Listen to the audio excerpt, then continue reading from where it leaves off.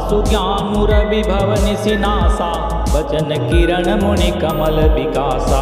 Teh की मोह ममता नियराई, यह सिय राम स्नेह बढ़ाई।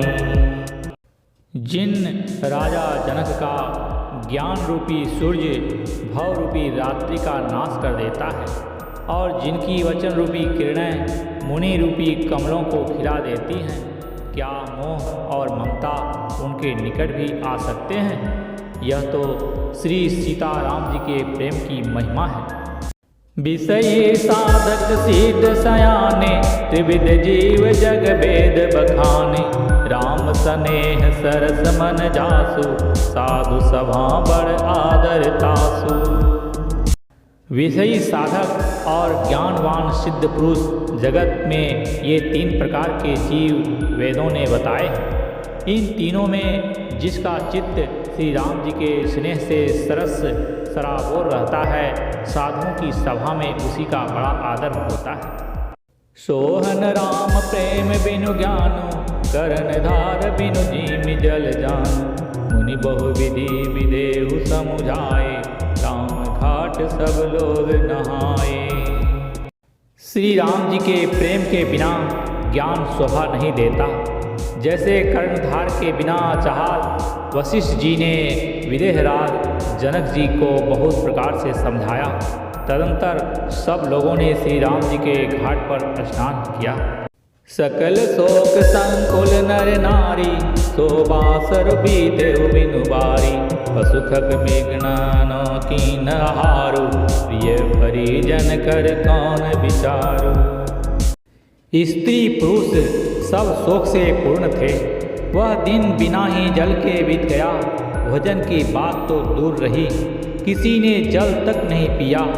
पशु पक्षी और हिरणों तक ने कुछ आहार नहीं किया। तब परिजनों एवं कुटुंबियों का तो विचार ही क्या किया जाए। दो समाज निमिराजो, रघुराज नहाने प्राण। बैठे सब बट बिटप तर, मन मलिन कृषगा। निमिराज जनक जी और रघुराज रामचंद्र जी तथा दोनों ओर के समाज ने दूसरे दिन सवेरे स्नान किया और सब बड़ के वृक्ष के नीचे जा बैठे। सबके मन उदास और शरीर दुबले हैं। जे महेशूर दशरथपुर वासी, जे मिथिलापति नगर निवासी। हंस वंश गुरु जनक पुरोधा, जिन्न जगमग परमारथ शोधा। जो दशरथ जी की नगरी अयोध्या के रहने वाले और जो मिथिलापति जनक जी के नगर जनकपुर के रहने वाले ब्राह्मण थे, तथा सूर्य वंश के गुरु वशिष्ठ जी तथा जनक जी के पुरोहित सतानंद जी, जिन्होंने संसारिक अभ्युदय का मार्ग तथा परमार्थ का मार्ग छान डाला था। लगे कहन उपदेश अनेका, सहित धर्म नय बिरति विवेका। कौशिक कही कही कथा पुराणी, समझाई सब सभा सुबानी। वे सब धर्म नीति वैराग्य तथा विवेक युक्त अनेकों उपदेश देने लगे।